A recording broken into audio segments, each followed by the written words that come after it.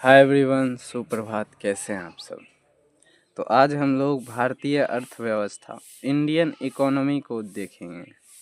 तो कोशिश करिएगा कि सारी की सारी चीज़ें जो है वो बहुत ही नॉर्मल शब्दों में आपको समझ आए और आसानी से नॉइज़ ना हो, वहीं पे पढ़िएगा।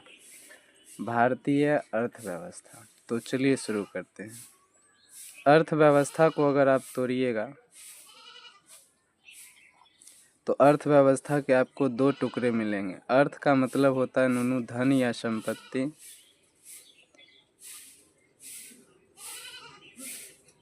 व्यवस्था का मतलब है धन या संपत्ति का एक तरह से आप कह सकते हैं स्रोत।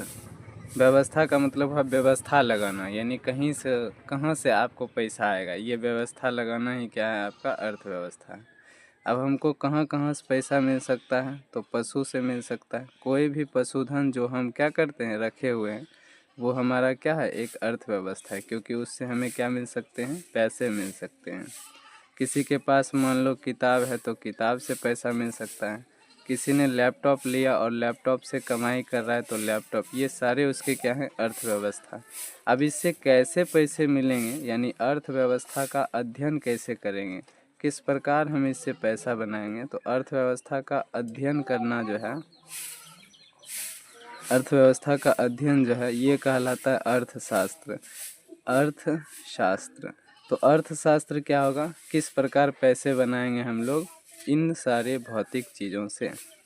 इन सारे भौतिक चीज़ों से, भौतिक चीज़ों का मतलब जो हम देखते हैं, जो हमारे पास होता है, जिसको हम छूते वगैरह हैं। तो ये भौतिक चीज़ें क्या हो गई, अर्थव्यवस्था। और अर्थव्यवस्था का अध्ययन क्या कहलाएगा, अर्थशास्त्र। अर्थशास्त्र में हम लोग पढ़ेंगे कि हमारे पास जो भौतिक चीज़ें हैं, इससे किस प्रकार जो है धन को कमाया जा सकता है। अब देखिए, इसका मतलब अगर आप शॉर्ट में समझना चाहेंगे अर्थव्यवस्था का मतलब, तो इसको देखिए, इसी को आप जीडीपी भी कह सकते हैं, है कि नहीं। इसी को आप उत्पादन भी कह सकते हैं। ये सारे टर्म आगे हम लोग सीखेंगे। फिलहाल आप समझिए, किसी देश की कितनी संपत्ति है, वहाँ की जीडीपी, उत्पादन बोले या फिर वहाँ की इकोनॉमी बोले, उससे पता चलता है। अर्थव्यवस्था को हम लोग कहते हैं इकोनॉमी, और अर्थशास्त्र को हम लोग कहते हैं इकोनॉमिक्स। तो आई होप कि ये दोनों चीज़ें आपको क्लियर हो गई। इकोनॉमी क्या होगा, कोई भी भौतिक चीज़ें, और इकोनॉमिक्स क्या होगा, उन भौतिक चीज़ों का इस प्रकार व्यवस्था लगाना ताकि हमें धन की क्या हो सके, प्राप्ति हो सके। सॉरी, धन की प्राप्ति नहीं, एक्चुअल में अर्थव्यवस्था का अंतिम उद्देश्य क्या होता है। अर्थव्यवस्था का अंतिम उद्देश्य होता है नागरिकों को जो है आनंद देना।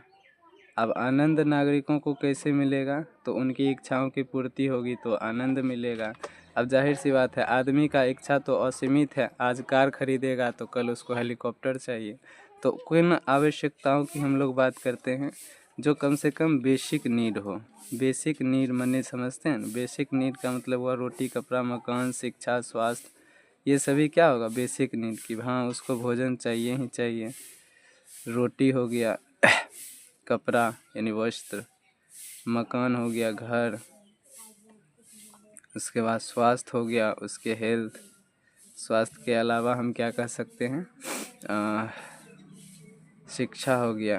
ये सारी चीज़ें अगर बहुत अच्छे तरीके से क्या हो रही है, पूरी हो रही है, तो इसको हम लोग कहेंगे कि यही क्या है, मनुष्य की इच्छाएं हैं। और अगर इसको वो बहुत आसानी से पूर्ति कर लेता है तो यही अंतिम उद्देश्य होता है हमारी अर्थव्यवस्था का भी। तो आई होप कि इतना आपको समझ में आ गया होगा।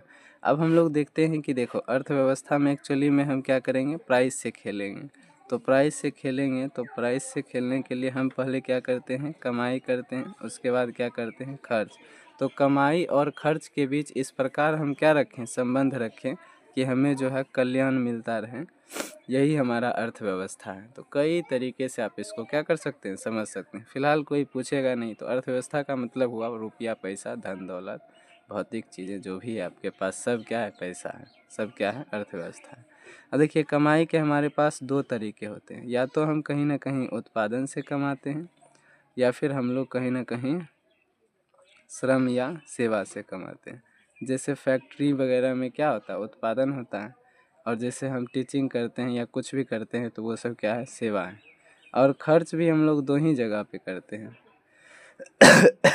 कहाँ पे खर्च करते हैं, तो खर्च हम लोग दो तरीके से करते हैं, या तो हम उपभोग करते हैं यानी किसी वस्तु को खरीदे और उसका क्या कर लिया उपयोग यानी, या फिर हम करते हैं निवेश। जैसे देखिए, जैसे कोई आदमी लैपटॉप खरीदा और उससे पैसा नहीं बना रहा है, उसमें एकदम वीडियो वगैरह देख रहा है, एंजॉय कर रहा है, तो वो हो गया उपभोग। लेकिन उसी लैपटॉप से उसने पैसे कमाने शुरू कर दिए, तो वो उसका उपभोग नहीं था, वो था उसका निवेश। तो हम लोग समझ गए कमाई के भी दो स्रोत हैं, या तो उत्पादन से या सेवा से, और खर्च के भी ऑफकोर्स दो, उपभोग यानी कंजप्शन, उपभोग को हम लोग क्या कहेंगे कंजप्शन, और निवेश को हम लोग क्या कहेंगे इन्वेस्टमेंट। तो या तो वो इन्वेस्टमेंट करेगा या फिर कंजप्शन करेगा, या तो अब देखिए कमाई जो होगा वो या तो प्रोडक्शन से होगा, या फिर कहाँ से होगा प्रोडक्शन से होगा, या फिर सर्विस से होगा।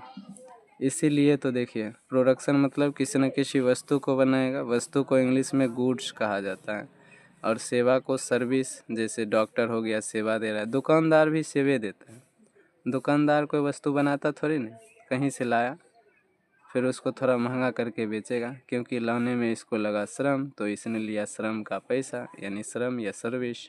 तो ये क्या हो गया, दुकानदार वाला भी केस क्या हो जाएगा आपका, दुकानदार वाला भी केस आपका हो जाएगा सेवा में ही। तो देखिए गुड्स एंड ये क्या है सर्विस टैक्स, यही हम लोग को गवर्नमेंट को देना होता है। जीएसटी यानी जितना भी उत्पादित वस्तु हो रहा है उस पर भी, और जो सेवा क्षेत्र से माने सेवा हो रहा है उस पर भी, दोनों पर जो टैक्स लगा वही है जीएसटी, जो कि गवर्नमेंट के द्वारा दिया गया है। तो अब हम अपना जो है एक छोटा सा और एग्जांपल लेते हैं, और उस एग्जांपल से अपना जो है कंसेप्ट और अधिक क्लियर करने की कोशिश करते हैं। अब देखिए मान लीजिए एक घर है और इस घर में जो है 4 गो भाई रह रहा है। चारों भाई के पास कमाने के अलग अलग स्रोत हैं। एक भाई जो है किसान है, खेती करता है। एक भाई जो है उसके पास फैक्ट्री है। एक भाई जो है उसको क्या है सरकारी नौकरी है। और एक भाई जो है वो एक दुकानदार है यानी व्यापारी है। ठीक है, तो इसके पास अगर हम लोग कहें कि भाई इसकी अर्थव्यवस्था कैसे निर्भर करेगी, तो इसकी अर्थव्यवस्था यानी इसमें रुपया पैसा या फिर भौतिक चीज़ें जो है वो कहाँ कहाँ से मिल सकती है, कृषि से, फैक्ट्री से, नौकरी से, दुकानदार से। कृषि से किसी वस्तु का क्या होता है नूनू, उत्पादन होता है। फैक्ट्री में भी किसी न किसी वस्तु का क्या होता है, तो उत्पादन होता है। और नौकरी क्या है, सेवा देना। तो नौकरी में क्या करते हैं हम लोग, अपना मानव श्रम देते हैं यानी सेवा देते हैं। दुकानदार भी क्या देता है, हमें सेवा ही देता है, कहीं और से वस्तु ला के बेचता है। तो ये देखिए, तो उत्पादन के यानी कमाई के क्या कितने साधन हुए, कमाई के, उत्पादन या सेवा, दो ही क्या हुए, स्रोत हुए। तो मैंने अर्थव्यवस्था में कमाई के कितने स्रोत हो सकते हैं, केवल और केवल दो। तो ये बात आपको ध्यान में रखना है कि भाई कमाई के दो ही स्रोत है, जिसको कि उदाहरण से हम आपको बता दिए। ऐसा कोई भी अब काम आप ले सकते हैं, कोई दिक्कत नहीं, कोई इशू नहीं है।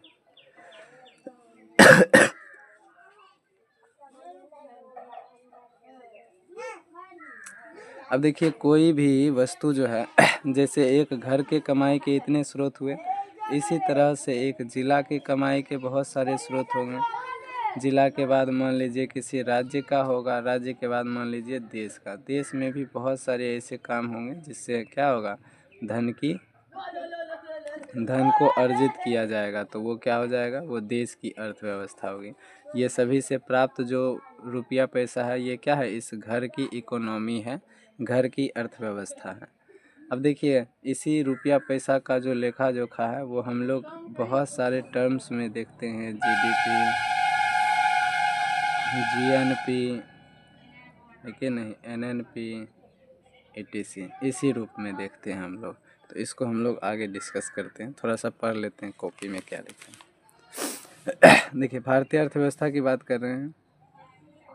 अर्थव्यवस्था का उद्देश्य क्या होता है, नागरिकों की इच्छाओं की पूर्ति करना, ताकि उसे क्या मिल सके, आनंद।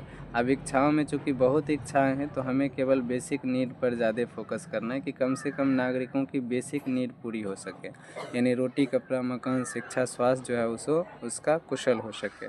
अब देखिए अर्थव्यवस्था में हम लोग कमाई करते हैं और खर्च करते हैं, इस दोनों का ऐसा तालमेल बनाना कि नागरिकों को आनंद हो जाए, यही जो है अर्थव्यवस्था का अंतिम उद्देश्य होता है। अब यहाँ पे इकोनॉमिक्स लिखा है जो कि अर्थशास्त्र है, यहाँ पे इकोनॉमी लिखा है जो कि अर्थव्यवस्था है। तो जो भी भौतिक चीज़ें हैं, जैसे कृषि के कोई हथियार, मान लो कुदाल, खुरपी, व्यापार के लिए आपके पास मान लीजिए कोई गाड़ी है जिस पर आप बैगन लाते हैं बेचते हैं, तो वो हो गया। नौकरी हो गया, सर्विसेज, ये सारे चीज़ें क्या हैं जिससे पैसा हम लोग बनाते हैं, ये सारी चीज़ें क्या है, इकोनॉमी है अपना। और इससे पैसा कैसे बनाते हैं इसका स्टडी करना, अध्ययन करना जो है अर्थशास्त्र कहलाता है। अब अर्थशास्त्र को दो भाग में तोड़े, धन प्लस धन या संपत्ति प्लस कौन सी ज्ञान। ये ज्ञान लाना कि धन संपत्ति कैसे बनाए अपनी इकोनॉमी से, अपने पास जो चीज़ है उससे, वही अर्थशास्त्र कहलाता है। अब कमाई यानी इनकम के दो स्रोत हैं, प्रोडक्शन और कौन सी, सर्विस। इस दुनिया में और कोई तरीका नहीं है। जैसे मान लीजिए आप पैसा कमाने के लिए अपना खेत बेच दीजिएगा, कहिएगा कि सर ये तो ना तो उत्पादन है और ना तो वो, देखिए वो एक्सचेंज हो गया, उसमें आप कुछ कमाए थोड़ी ना, आप अपना वस्तु दिए तो वो पैसा दिया।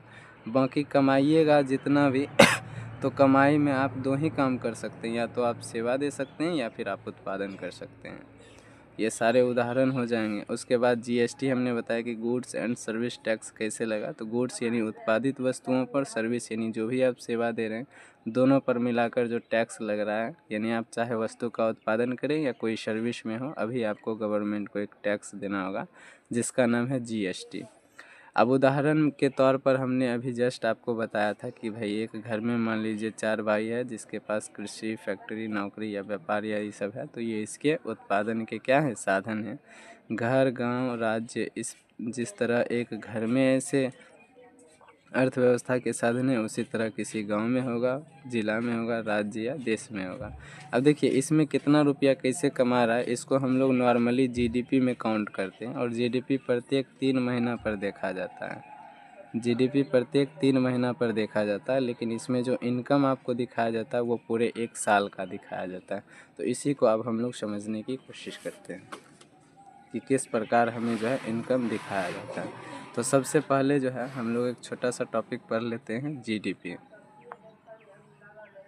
जीडीपी का मतलब हुआ, मान लीजिए कोई एक भौगोलिक क्षेत्र है, कोई देश, कोई राज्य, कोई गांव, एक क्या होता है, भौगोलिक क्षेत्र होता है, क्योंकि उस गांव का कुछ ना कुछ सीमा होता है, देश का कुछ ना कुछ सीमा।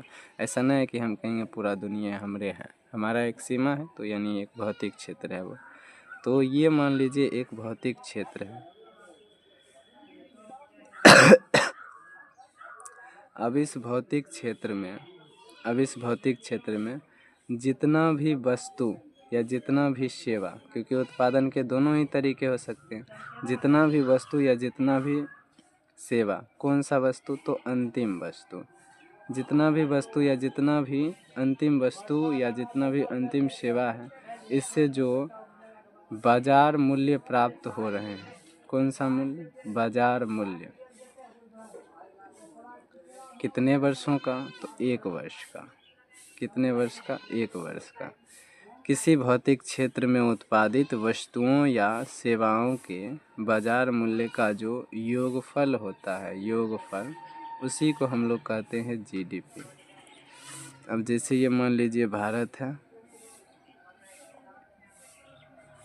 नॉर्मली बनाते हैं, मान लीजिए ये भारत है। अब भारत में अमेरिका का भी कोई कंपनी है, वो भी काउंट हो जाएगा जीडीपी में, क्योंकि ये अभी भारत की किस में है, भौगोलिक सीमा में है। इस भौगोलिक सीमा के अंदर जो भी अंतिम वस्तु माने, जना मान लीजिए कि किसान जो है, किसान ने दिया गेहूँ, अब ये गेहूँ भी बेच सकता है, मान लीजिए गेहूँ 10 रुपये में बेचा, फिर गेहूँ को कौन खरीदता है, आटा मिल वाला, तो आटा बन गया, और आटा मिल वाला को ये कितने रुपये में दिए, 12 रुपये में। अब ये क्या करता है, इसको मान लीजिए ब्रेड पकौड़ा बना दिया, ब्रेड पकौड़ा बनाने वाले के पास बेचता है, तो ब्रेड वाला जो है इसको जो है खरीदता है मान लीजिए 20 रुपये में। तो अंतिम मूल्य, हम लोग अंतिम वस्तु को क्यों गिनते हैं कि अगर यहाँ से गिनेंगे तो हम गिनेंगे 10 रुपया, फिर 12 रुपया, फिर कितना 20 रुपया, तो कितना हो जाएगा 30 या 30 बार है 42 रुपया हो जाएगा। लेकिन ये वस्तु तो कितना, सब वस्तु को आखिर में कमाई कितना हुआ 20 रुपया न। इसलिए अंतिम वस्तु या फिर अंतिम सेवा हम लोग देखते हैं।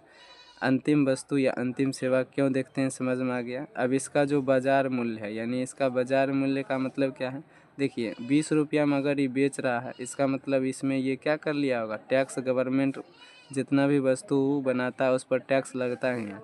तो इसका एक होगा एक्चुअल प्राइस, यानी उसको हम लोग कहते हैं फैक्टर प्राइस। किसी वस्तु का ऐसा प्राइस जो उसके टैक्स जना फैक्टर प्राइस है ना, ये उस वस्तु का एमपी कह सकते हैं, मार्केट प्राइस है माइनस टैक्स। यानी वो वस्तु मार्केट में कितना बिक रहा है उससे टैक्स हटा दीजिए तो वो उसका एक्चुअल वाला प्राइस निकल जाएगा। अब इसका एक्चुअल प्राइस कितना होगा 10 रुपया के करीब होगा या इससे भी थोड़ा कम होगा, क्योंकि यहाँ से ही बेचना शुरू हो गया। तो मार्केट में जैसे ही बेचेंगे कुछ ना कुछ टैक्स लगा के हम लोग बेचेंगे। तो यहाँ से एक चीज़ हमको समझ में आ गया कि भाई जीडीपी क्या है। जीडीपी है किसी भौतिक क्षेत्र में, इस भौतिक क्षेत्र में अमेरिका है तो वो भी जो अंतिम वस्तु उत्पादित कर रही है उसका बाज़ार मूल्य, यानी उसका एक्चुअल मूल्य यानी फैक्टर कॉस्ट और उसमें जीएसटी मिला के जो मूल्य है उस मूल्य का योगफल निकालने से कितने वर्षों के लिए, 1 वर्षों के लिए जो है निकालने से जो हमें डेटा प्राप्त होता है वही हमारा क्या होता है, जीडीपी होता है। अब देखिए जीडीपी हमने निकाल तो लिया, लेकिन क्या जीडीपी से हमें ये पता चल सकता है कि भाई ये बताओ तो कि भारतीय लोग कितना कमाए है। मान लीजिए ये एक छोटा सा देश है, इसमें अलग अलग कंपनी विदेश वाला है और वो खूब कमा रहा है, तो इस देश की जीडीपी तो कितना दिखेगी, तो ये कितना दिख रहा है, लेकिन ये एक्चुअल में उस देश का कमाई थोड़ी है, उसमें तो जो दूसरा कंपनी आया है उसका न कमाई है। तो हम क्या करते हैं, हम निकालते हैं जीएनपी, जिससे कम से कम ये जीडीपी क्या हुआ, किसी भौगोलिक क्षेत्र की कमाई, किसी भौगोलिक क्षेत्र की कमाई। अब ये जीएनपी क्या है, तो ये होता है किसी देश की कमाई, किसी देश की कमाई। कैसे, तो देखिए ये मान लीजिए भारत है, मान लीजिए कि भारत है। अब भारत में अमेरिका अगर है, अमेरिका की कोई कंपनी है या अमेरिका के लोग कमा रहे हैं, तो इसको क्या कर लेंगे भारत की जीडीपी में से, भारत के जीडीपी में तो ये शामिल हो गया, तो इससे अमेरिका यानी कि विदेशी चीज़ों को या विदेशी वस्तुओं को क्या कर लेंगे, घटा लेंगे। अब मान लीजिए अमेरिका में भारत का कोई लोग रह रहा होगा, तो पहले तो हम लोग जीडीपी निकालते थे तो हम एक क्षेत्र में बंध जाते थे, इस क्षेत्र से बाहर नहीं जा पाते थे, इस क्षेत्र में जो होता था सब देखते थे। अगर कुछ भारतीय लोग बाहर रह रहे हैं तो उसको नहीं देखते थे, लेकिन अब देखेंगे भारतीयों की एक्चुअल कमाई अगर देखना होगा तो जीडीपी में से विदेश वाला सबको घटा देंगे और दूसरे देश में जो क्या है अपना देसी आदमी है उस सब के कमाई को ऐड कर लेंगे, तब हमारे पास जो टोटल इनकम आएगा उसे हम लोग कहेंगे जीएनपी। तो जीएनपी क्या होगा, जीएनपी होगा किसी देश की जीडीपी में से उस देश में विदेशी कंपनियों द्वारा उत्पादित वस्तुओं को घटाने से और किसी अन्य देश में या फिर विदेशों में जो भारतीय लोगों की कमाई है उससे उसमें जोड़ देने से जो प्राप्त योगफल है वो क्या होगा, जीएनपी होगा। अब देखिए कहीं भी हम लोग उत्पादन करते हैं, जैसे आटे चक्की वाला क्या कर रहा है, गेहूँ जैसे मान लीजिए गेहूँ काट रहा है तो इसको कुछ ना कुछ इन्वेस्ट करना पड़ता है। खेत में बाबू रुपया पैसा लगता है, पैसा लगता है खेती करने में, तो खाली गेहूँ में बेच के कहेगा ये कमाया हुआ नहीं, इसका एक्चुअल में कमाई क्या होगा 10 रुपया। मान लीजिए इसको बोने में उसको 1 रुपया लगा, तो कुछ ना कुछ पैसा लगाना भी पड़ता है कि नहीं। तो ये 1 रुपया इससे घटाएंगे तो ये होगा 10 का मूल्य ह्रास। मूल्य ह्रास का मतलब 10 का दाम घट गया। कैसे घटा, मतलब एक्चुअल में अगर कमाई देख रहे हैं तो यानी नेट प्रॉफिट क्या है। तो उसी तरीके से जो हमारा जीएनपी निकला, अगर हम लोग क्या कर लें नूनू, जीएनपी में से हम अपने मूल्य ह्रास को घटा लें। मूल्य ह्रास क्या हो जाएगा, अब ये मूल्य ह्रास होगा कि भाई हमको कोई भी चीज़ उत्पादित करने में कुछ ना कुछ रुपया पहले से लगाना होता है, जैसे कि निवेश करना होता है, यानी कुछ ना कुछ पैसा लगाना होता है, वही हमारा क्या है, मूल्य ह्रास। इसको जब हम लोग घटा लेते हैं तो हमारे पास बनता है जीएनपी। तो आई होप कि ये तीनों चीज़ आपको समझ में आ गया। जीडीपी हुआ किसी देश की, जैसे ये देश हो गया, और मान लीजिए इसी देश का आदमी विदेश में यहाँ पे कहीं पे रह रहा है, ये आदमी विदेशी है और बी आदमी इसी देश का है, तो इस देश के अंदर जो भी अंतिम वस्तु या सेवा उत्पादित हो रहा है उसका जो क्या है बाजार मूल्य का योगफल है, वो यहाँ की क्या है जीडीपी है। और इस देश में किस देश में, ये जो देश बी है, इस देश में जितना भी अंतिम वस्तु या मूल्य है उसका जो बाजार मूल्य का योगफल है वो यहाँ की जीडीपी है। लेकिन जब यहाँ के जीएनपी की बात करेंगे तो इसमें ए को घटा देंगे, क्योंकि ए क्या है, सॉरी ए भी देश है ना, मान लीजिए ये विदेशी का बनाया हुआ है, माने विदेशी यहाँ रह रहा है और यहाँ देसी, तो देसी वाला किस में जोड़ दिया जाता है, विदेशी वाला घटा दिया जाता है। इसको यहाँ जोड़ के यहाँ का जीएनपी निकलेगा, इस वाले को यहाँ जोड़ के यहाँ का जीएनपी। अब देखिए कोई भी प्रोडक्ट को बनाने के लिए कुछ न कुछ मूल्य ह्रास यानी पहले से पैसा देना पड़ता है, उसको घटाइएगा तो यहाँ का एनएनपी निकलेगा, जीएनपी माइनस मूल्य ह्रास। और यहाँ से अब ये तो प्रोडक्ट है, इस तीनों का फुल फॉर्म पहले थोड़ा सा हम लोग देख लेते हैं।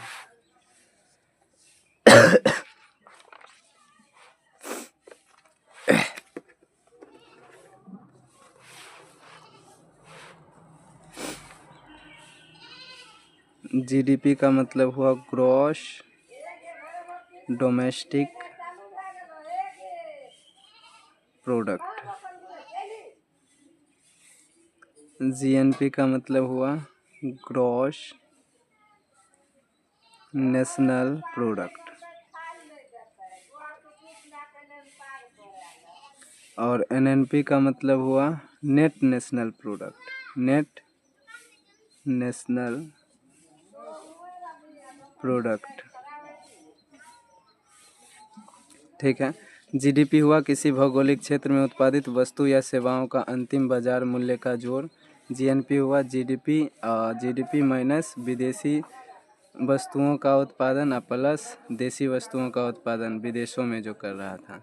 और जीएनपी हुआ एनएनपी जो हुआ वो जीएनपी माइनस मूल्य ह्रास करेंगे कि जो उसमें इन्वेस्ट किया उसको घटा लेंगे तो वो हो जाएगा एनएनपी। अब देखिए पी का मतलब यहाँ क्या है, प्रोडक्ट यानी उत्पाद। ग्रॉस का मतलब होता है सकल या कुल, सकल घरेलू उत्पाद, उसके बाद है सकल राष्ट्रीय उत्पाद। और नेट का मतलब होता है शुद्ध राष्ट्रीय उत्पाद। अब इस उत्पाद से हम लोग को क्या निकालना होगा, तो उत्पाद से हम लोग को इनकम यानी आय कैसे प्राप्त हो रहा है, इनकम हमें निकालना होगा। अब देखिए जितना भी यहाँ पे वस्तु है इस सब में कौन सा मूल्य है नूनू, तो इस सब में है बाजार मूल्य। बाजार मूल्य हम आपको बताएं जीडीपी ही है बाजार मूल्य। हम जीडीपी के बारे में बोले थे कि बाजार मूल्य को ही देखा जाता है, किसी अंतिम वस्तु या सेवा के बाजार मूल्यों का योगफल है। तो जीडीपी से ही बना जीएनपी और उसी से एनएनपी, यानी ये सब किस पर है, बाजार मूल्य पर है। इसलिए जीडीपी के बगल में आपको छोटा सा एमपी दिख सकता है, एट बाजार मूल्य। ठीक है ना। अब देखिए अब हमको जीडीपी से हमको एक्चुअल में इनकम देखना है कि इनकम कितना होगा, यानी जीडीआई क्या होगा, यानी ग्रॉस डोमेस्टिक इनकम कितना होगा।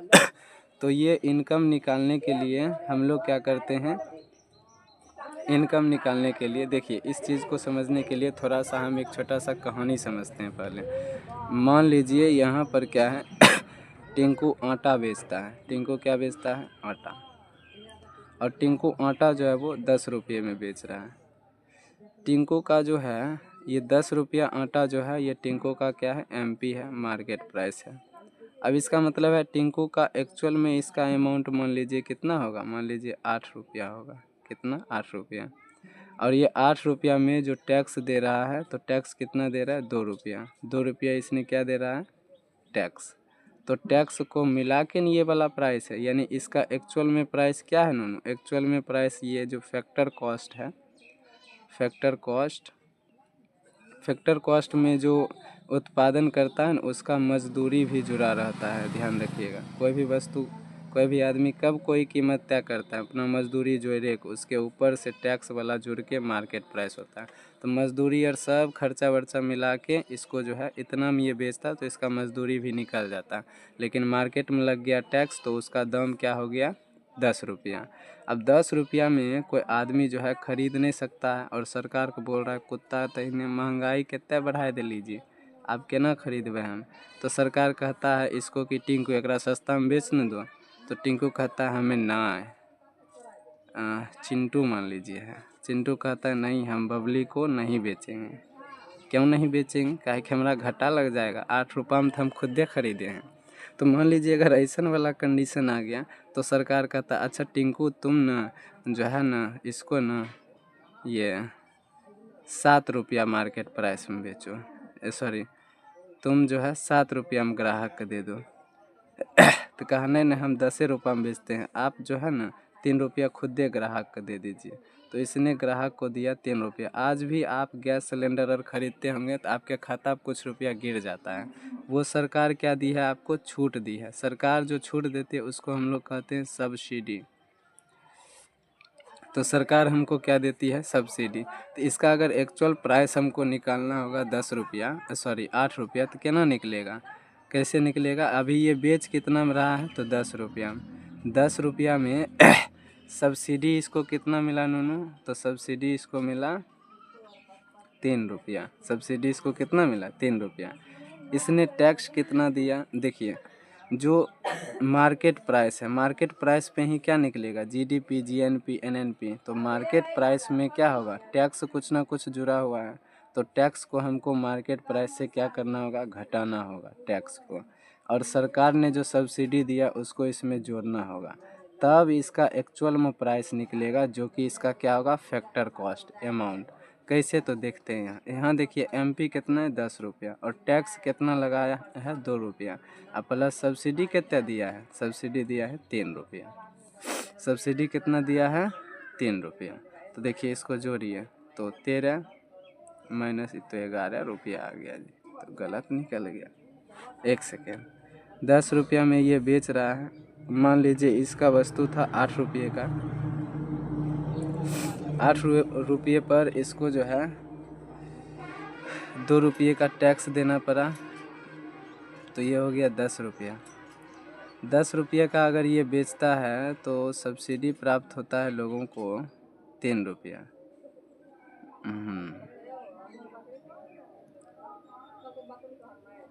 तो टैक्स को तो घटाना पड़ेगा, सब्सिडी जोड़ना पड़ेगा। तो 10 रुपया में इसका टैक्स लगा हुआ था 2 रुपया, तो घटा दिए।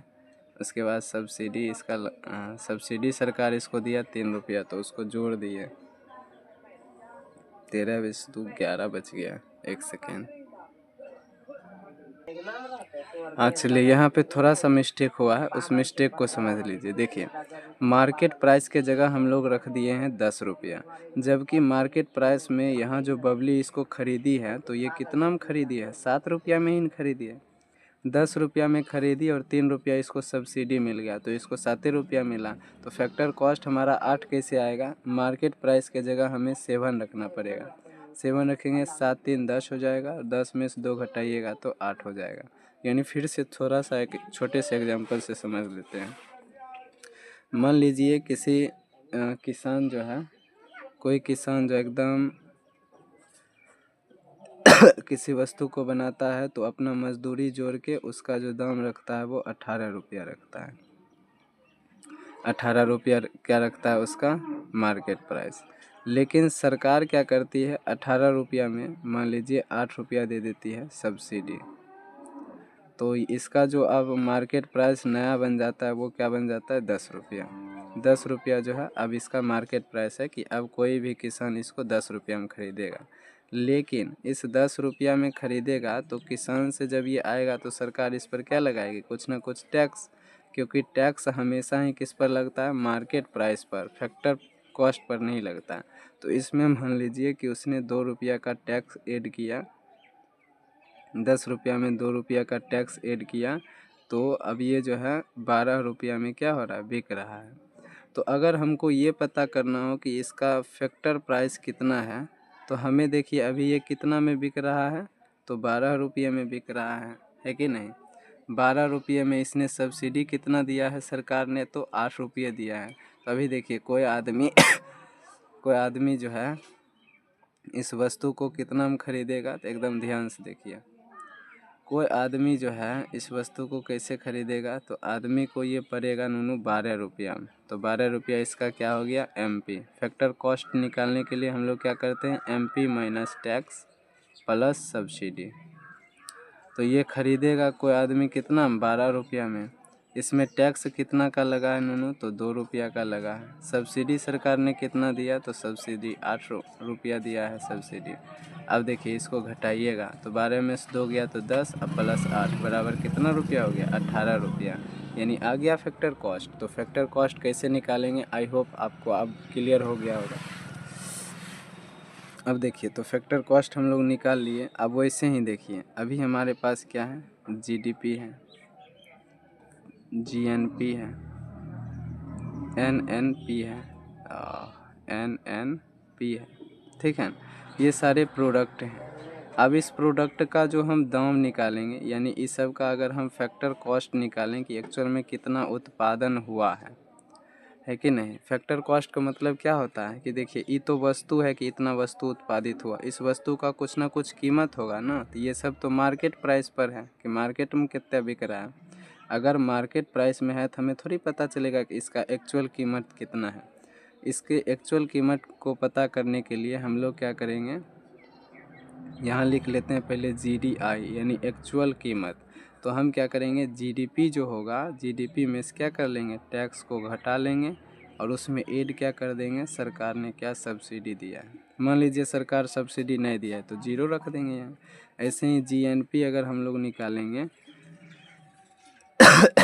जीएनआई, तो जीएनआई क्या होगा, अच्छा ये कहाँ पे निकल रहा है, फैक्टर कॉस्ट पर, क्योंकि अब हमको फैक्टर कॉस्ट मिल रहा है। जबकि यहाँ ये जो जीडीपी है ये क्या है, एमपी है, मार्केट प्राइस।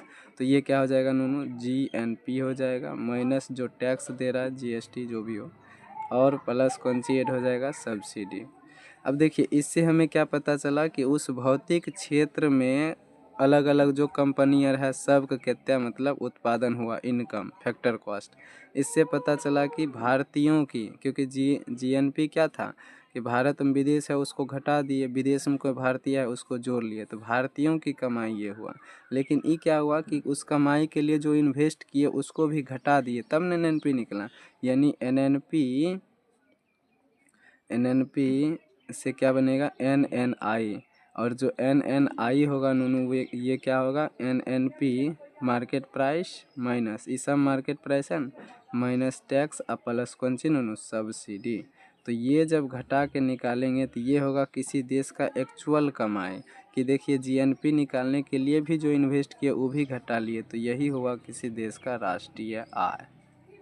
ऐसे तो नॉर्मली आप लोग 9वां 10वां में पढ़े होंगे कि भाई राष्ट्रीय आय क्या होता है, तो राष्ट्रीय आय आप पढ़े होंगे क्या होता है, आप ऐसे पढ़े होंगे किसी देश का जो आय है उसी को राष्ट्रीय आय कहते हैं। ये राष्ट्रीय आय कैसे निकलेगा, सबसे पहले हम क्या करेंगे, उस देश की जीडीपी निकालेंगे। और जीडीपी नूनू निकालता है मार्केट प्राइस पर, अंतिम मूल्य किसी अंतिम वस्तु या किसी अंतिम वस्तु। और मार्केट प्राइस क्या होता है, किसी वस्तु के फैक्टर कॉस्ट पर जीएसटी कितना लगा है ये जोड़ कर जो बनता है उसी को हम लोग कहते हैं मार्केट प्राइस। तो मार्केट प्राइस पर सबसे पहले जीडीपी निकालेंगे। जीडीपी से हम लोग देखेंगे, जीडीपी में से भारतीय वाला सब क्या कर देंगे, जोड़ देंगे विदेशी। और देश में जितना भी बाहर की कंपनी है उसका घटा देंगे, तो हमारा क्या निकलेगा, जीएनपी निकलेगा। जीएनपी से हम लोग क्या निकाल लेंगे, एनएनपी निकाल लेंगे। और एनएनपी में क्या कर लेंगे नूनू, एनएनपी से एनएनआई हम लोग निकाल लेंगे। एनएनआई क्या होगा, नेट नेशनल इनकम या राष्ट्रीय आय। इसी को राष्ट्रीय आय भी नॉर्मली आप कह सकते हैं एनआई, या फिर इसी को आप कह सकते हैं कि एनएनपी जो है ये क्या है, फैक्टर कॉस्ट पर है। यानी कि यही सब का जीडीपी का फैक्टर कॉस्ट क्या होगा, जीडीआई, जीएनपी का फैक्टर कॉस्ट जीएनआई। तो ये बात आई होप कि आप समझ गए होंगे। ये बहुत ही डिटेल मतलब जो है जटिल टॉपिक है, किस तरीके से हम लोग निकालते हैं। लेकिन इसको 2 बार 3 बार प्रैक्टिस करिएगा तो ये मक्खन हो जाएगा नूनू। एक छोटा सा एग्जांपल से शायद इसको समझने की कोशिश की जा सकती है। चलिए मान लीजिए एक रामू है, रामू नहीं चिंटू, मान लीजिए एक चिंटू है। चिंटू क्या करता है, चिंटू का एक छोटा सा नूनू देश है और चिंटू की एक है बबली,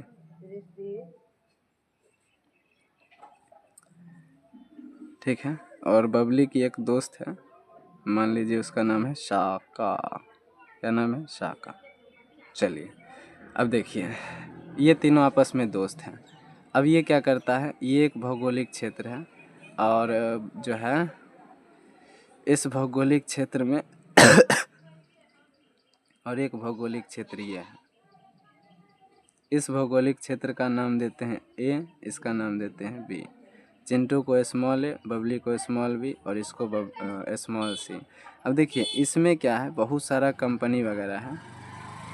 इसमें साका जो है, ये साका यहाँ रह रहा है और यहाँ पर बबली जो है वो यहाँ रह रही है और चिंटू भी कहाँ रह रहा है, यहाँ रह रहा है। अब चिंटू अपने देश का क्या निकालना चाहता है, जीडीपी।